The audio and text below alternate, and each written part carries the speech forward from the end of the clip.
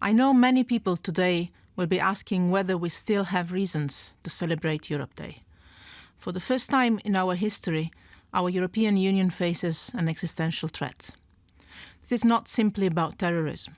We have the tools to defeat the terrorist threat and prevent radicalization. This is for sure not about migration. A union of 500 million can manage the current flows, protect lives, and build strong partnerships with other countries in our region and beyond. The existential threat comes from within our own borders. Our union is at risk when we build walls instead of tearing them down. Our union is at risk when we behave as part-time Europeans, when we call for help when we need it, but we are not ready to help.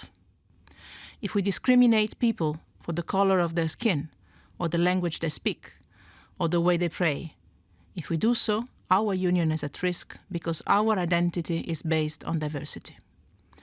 And in this tough moment in the history of the world needs a strong Europe more than ever. We have a responsibility to our own citizens and also to the rest of the world. Since I took office 1.5 years ago, I have traveled the entire world.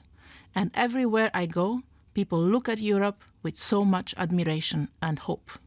Despite all difficulties, we are still the only successful process of regional integration, and we are the richest continent in the world.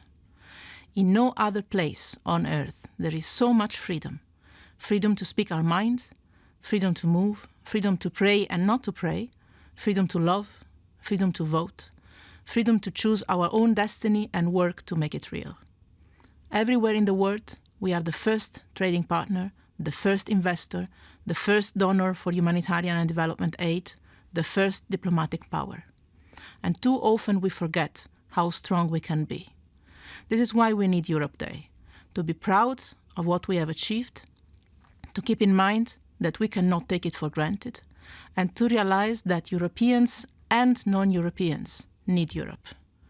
What we need is leadership, not populism. We need to preserve Europe, and we need to reform it.